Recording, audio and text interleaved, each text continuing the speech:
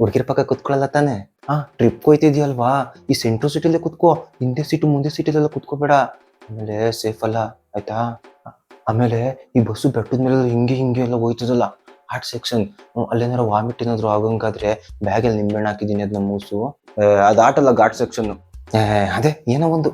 ಆಮೇಲೆ ಬ್ಯಾಗಲ್ಲಿ ಕೋಳ್ಬಳೆ ಚಕ್ಲಿ ನಿಪ್ಪಟ್ಟು ಎಲ್ಲ ಹಾಕಿದೀನಿ, ಎಲ್ರಿಗೂ ಕೊಟ್ಬಿಡ್ಬೇಡ, ನೀನ್ ಜಾಸ್ತಿ ತಿನ್ನು, ಎಲ್ರಿಗೂ ಸ್ವಲ್ಪ ಸ್ವಲ್ಪ ಕೊಡು ಆಯ್ತಾ.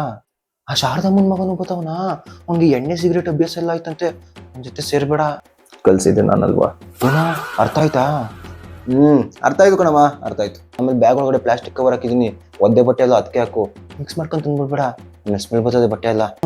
ಆಮೇಲೆ ದುಡ್ಡೆಲ್ಲ ಏನಿಸ್ಕೊ ಖರ್ಚು ಮಾಡಬೇಡ, ಮನೆಗೂ ಏನಾರು ತಕಬಾ. ಮತ್ತೆ ಹುಡುಗಿರೆಲ್ಲ ಬರ್ತಾವ್ರಾ? ಕಾಲೇಜ್ ಟ್ರಿಪ್ ಬಂದ್ಮೇಲೆ ಹುಡುಗಿರೆಲ್ಲ ಬರ್ದೇ ಇರ್ತಾರೆ ನಮ್ಮ, ಬರ್ತಾರೆ. ಸರಿ ಸರಿ. ಆಮೇಲೆ ಯಾವ ಹುಡುಗಿ ಪಕ್ಕನೂ ಕುತ್ಕೋಬೇಡ.